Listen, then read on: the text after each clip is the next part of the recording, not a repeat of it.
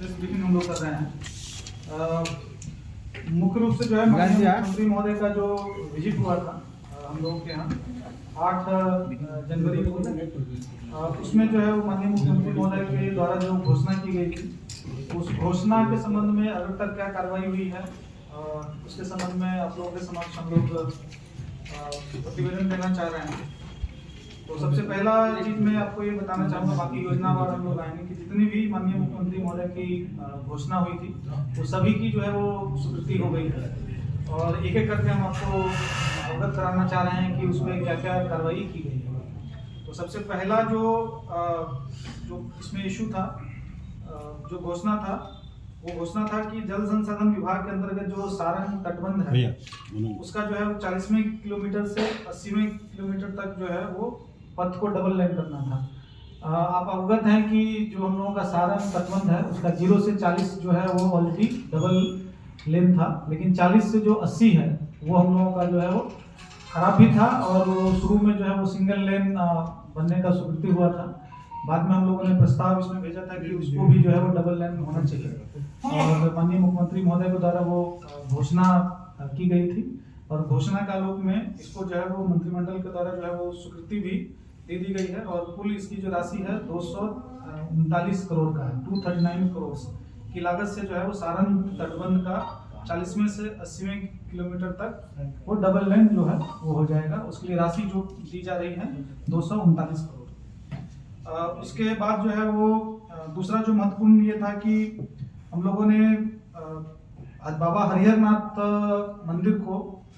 विकास के लिए एक प्रस्ताव रखा था, तो उसी का आलोक में माननीय मुख्यमंत्री महोदय के द्वारा जो है उसकी घोषणा की गई थी और उस घोषणा के आलोक में बाबा हरिहरनाथ मंदिर का जो है समग्र विकास के लिए विभागीय संकल्प संख्या 431 दिनांक जो है वो 5/2/25 इसको जो है विस्तृत एक आदेश में निर्गत किया गया है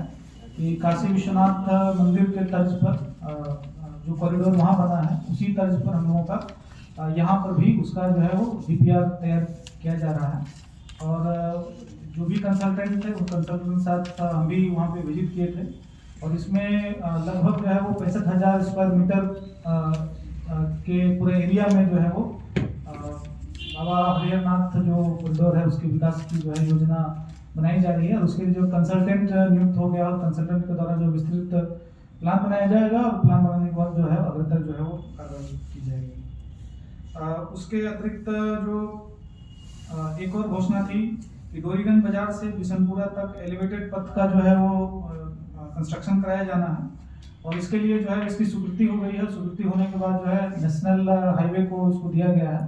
और नेशनल हाईवे के द्वारा जो है वो ऑलरेडी उसका अलाइनमेंट किस तरह से होगा, तो कहाँ पे हम लोग क्या क्या करेंगे, फिर भविष्य में अगर डोरीगंज का जो जाम हो रहा है और अगर भविष्य में अगर सोन नदी के माध्यम से अगर नदी के मार्ग से भी अगर बालू का परिचालन होता है तो उस दृष्टिकोण से देखते हुए वहाँ पे कितने ट्रक आवागमन होंगे और उन ट्रकों से जो है वो हमारा डोरीगंज से लेकर बिशनपुरा तक क्या जाम की व्यवस्था, जाम नहीं हो उसकी क्या व्यवस्था हम लोग करेंगे, उन संदर्भ में सभी चीज़ों को विचार करके ऑलरेडी वो बनाया गया है। तो ये भी योजना स्वीकृत हो गया है और शीघ्र जो है इस पर भी जो है हम लोग आगे का कार्रवाई हम लोग करेंगे। उसके बाद जो है वो सबसे इम्पोर्टेंट एक घोषणा किया गया था कि जो NH-19 का जो लेफ्ट ओवर पोर्शन है लगभग ये 13 किलोमीटर का था। आप अगर बिशनपुरा से देखते होंगे, बिशनपुरा से लेकर ब्रह्मपुर तक का ये जो रोड है वर्तमान में ये 7.5 मीटर और कहीं कहीं 7 मीटर का है। हम लोगों ने इसको जो है 12 मीटर का प्रस्ताव ये दिया था क्योंकि अभी वर्तमान में आप भिखारी ठाकुर चौक से जब बिशनपुरा तरफ जाते हैं तो थोड़ा सा रोड की स्थिति भी अभी उतनी अच्छी नहीं है और साथ साथ जो है उसका विड्थ भी उतना ज़्यादा नहीं था। तो इसको चूँकि हम लोग चौड़ा कर रहे हैं और साथ ही साथ क्योंकि प्रयास ये था कि जो एलिवेटेड जो डबल डेकर जो बन रहा है ये भी भिखारी ठाकुर चौक पे निकलेगा और वहाँ से आगे का जो आपका सड़क है और थोड़ा सा चौड़ा होना चाहिए ताकि किसी तरह कोई जाम की स्थिति नहीं हो। तो इसकी भी घोषणा जो है माननीय मुख्यमंत्री द्वारा जो है वो 8 जनवरी को किया गया था और इसका जो है वो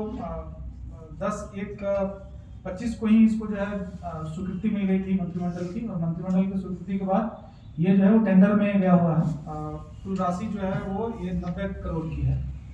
89.95 टू बी स्पेसिफिक। 90 करोड़ की राशि से इसका चौड़ीकरण और मजबूतीकरण कार्य कराया जा रहा है। कराया जाएगा। इसके लिए जो है टेंडर फ्लोट ऑलरेडी हो चुका है और हम लोग उम्मीद कर रहे हैं कि इसी माह के अंत तक जो है वो टेंडर जो है निष्पादन हो जाएगा। उसके अतिरिक्त जो है हम लोगों का एक और घोषणा जो माननीय मुख्यमंत्री महोदय के प्रगति यात्रा के दौरान हुई थी, वो है एकमा से डुमाईगढ़ का रास्ता है। तो आप अगर एकमा से डुमाईगढ़ आएंगे तो पहले वो RWD का वो रास्ता था और वर्तमान में आप अगर ध्यान हो आपको तो हम लोगों का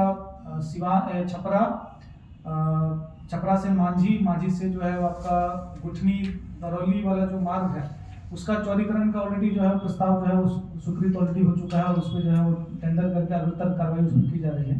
तो ये जो रोड है डुमाईगढ़ और एकमा वाला उस रोड से मिलता हुआ वो एकमा रोड में आ जाएगा और डुमाईगढ़ जो है वो ऑटोमेटिकली यूपी की तरफ ही जा रहा है। तो मतलब यूपी से वो कनेक्टिविटी आपका सीधा हो जाएगा और इन शॉर्ट अगर कहें तो जो आपका मांझी विधानसभा का क्षेत्र है और एकमा विधानसभा का क्षेत्र है दोनों का वो कनेक्शन हो जाएगा। ये 10-11 किलोमीटर के अराउंड का ये रास्ता है और इसको भी जो है पथ निर्माण विभाग द्वारा जो है उसको कराया जा रहा है और इसका भी चौड़ीकरण और मजबूतीकरण का कार्य होगा और ये कुल राशि इसमें है 41.66 करोड़ और इसका भी जो है वो 4/2/25 को जो है वो मंत्रिमंडल के द्वारा इसकी स्वीकृति दे दी गई है और इसका जो है टेंडर में ये जा रहा है। उसके बाद आते हैं हम लोगों के माननीय मुख्यमंत्री महोदय की जो 8 जनवरी को जो घोषणा हुई थी उसमें एकमा मसरख पथ का चौड़ीकरण और मजबूतीकरण कार्य था और अभी आप देखेंगे तो एकमा ये जो डुमाईगढ़ से एकमा रोड है और ये एकमा से मसरख रोड है, दोनों एक साथ पूरा कनेक्ट करेगा और ये एकमा से जो मसरख जो रोड है अभी एकमा आप देखेंगे तो NH 531 है, आगे जो है ये रोड जो है वो 31 किलोमीटर का है जो बनियापुर वाला जो हम लोगों का रोड है NH 331 वो उससे मिलेगा और मिलते हुए ये फिर आगे जाके मसरख में जाके NH जो है 227 में जाके मिल जाएगा। जो पहले वो SH 90 जिसको हम लोग पार्ट बोलते थे अब वो जो है कुछ NH 227 मतलब ये अगर एकमा से अगर हम बात करें तो एकमा वाला NH 531 बनियापुर 331 और NH 727 तो 3 NH को जाके ये जुड़ेगा और पूरा जो है इसकी लागत जो है वो 93.62 करोड़ की है और इसको जो हम लोग आइसोलेटेड में देख रहे हैं हम लोग डुमाईगढ़ से लेके पूरा जो है मसरख तक देख रहे हैं और ये रोड जो है कुल मिला के 41 किलोमीटर का है और 3 विधानसभा को इससे फायदा होगा, मांझी, एकमा और बनियापुर। तो ये 3 भी विधानसभा को कनेक्ट करेगा और इसकी भी स्वीकृति जो है वो 10 जनवरी को जो है वो हो गई है। उसके बाद जो हम लोगों का जो महत्वपूर्ण एक पथ है खैरा बिंटोलिया पथ, इसकी भी जो है वो स्वीकृति जो है वो 10 जनवरी को ही मंत्रिमंडल से हो गई थी और ये भी जो है वो टेंडर में है और इस माह के अंत तक ये टेंडर हम लोगों का फाइनल हो जाएगा और हम लोग एक्सपेक्ट कर रहे हैं कि इस माह के अंत तक या फिर अगले माह के शुरू में ही इस पे जो है कार्य जो है प्रारंभ हो जाएगा। और इसका जो फायदा इसमें यह है कि अगर आप देखें कि वर्तमान में जो हम लोगों का बाईपास रोड है क्योंकि ये टोटल जो है लगभग 7.5 किलोमीटर का रोड है और बाईपास से जो हम लोगों के शहर की तरफ आते हैं जगदम ढाला से बात करें तो जगदम ढाला से लेके बाईपास तक की इसकी दूरी लगभग जो है वो 5 किलोमीटर की होगी और लगभग वहां से 2.5 किलोमीटर की दूरी जो SH 90 है SH 90 में जाके मिल जाएगा। तो ये टोटल जो है आप देखेंगे तो 7.5 किलोमीटर की दूरी है इसकी और इसके कंस्ट्रक्शन हो जाने के पश्चात जो आप देखेंगे कि बाईपास से जो आप शहर में आ रहे हैं तो शहर के लिए भी एक और मार्ग मिल जाएगा। अभी जैसे आपका मेथवलिया है, मेथवलिया से आप आ सकते हैं, दूसरा जो है एक और आप अभी जा रहे हैं तो उमदा तरफ से आ सकते हैं, तो एक दोनों के बीच में एक मार्ग रहेगा, वहां से भी आप अंदर आ सकते हैं। दूसरा इसका जो महत्वपूर्ण ये है कि इसके हो जाने से हम लोगों को स्टेशन के पीछे का जो स्थल है वो भी जो है वो आपका उपयोग होने लगेगा और बहुत सारे लोग जो स्टेशन आना चाहते हैं वो पीछे वाला मार्ग का उपयोग करते हुए मतलब खैरा बिंटोलिया मार्ग का उपयोग करते हुए स्टेशन पे आ सकते हैं। तीसरा जो इसका फायदा यह है कि अभी आप देखा होंगे हम लोगों का ITI महिला ITI या पुरुष ITI दोनों जो है वहाँ पर ओपन हो गया है, DRCC वहाँ पर है, तो उसके लिए भी है लोगों को जो है आवागमन सीधे बाईपास से वो कर सकते हैं। उसके अतिरिक्त जो है इसका और भी जो है फायदा होगा कि वहाँ पर हम लोग बस स्टैंड प्रस्तावित कर रहे हैं। अभी पंचायती विभाग में जो है वो इंजीनियर नहीं होने के कारण जो है वो उसके कारण थोड़ा सा इश्यू हुआ था, तो उसकी भी हम लोग स्वीकृति करा रहे हैं। तो अतिरिक्त जो हम लोगों का एक बस स्टैंड बन रहा है उसका भी उसको लाभ मिलेगा। तो खैरा पिंटोलिया रोड का जो है बहुत ज़्यादा फायदा है। तो इसकी भी जो है वो स्वीकृति होने के बाद टेंडर की प्रक्रिया में है और शीघ्र इस पर कार्य लगेगा। उसके अतिरिक्त जो 4 जो है महत्वपूर्ण ढाला जो था, भिखारी ठाकुर ढाला, जगदम ढाला, गरखा ढाला और रामनगर ढाला, इन सभी ढालों पर जो है रेलवे ओवरब्रिज निर्माण की घोषणा की गई थी। और इसमें जो है वो अपर मुख्य सचिव महोदय का स्तर से रेलवे को जो है पत्र लिख दिया गया है। और साथ ही साथ जो है हम लोग इसका अलाइनमेंट और जो प्रशासनिक स्वीकृति की कार्रवाई है, डीपीआर कितनी राशि की होगी, वो सारे कार्य कर लिए गए हैं। उदाहरण के लिए मैं अगर बात करूं तो लगभग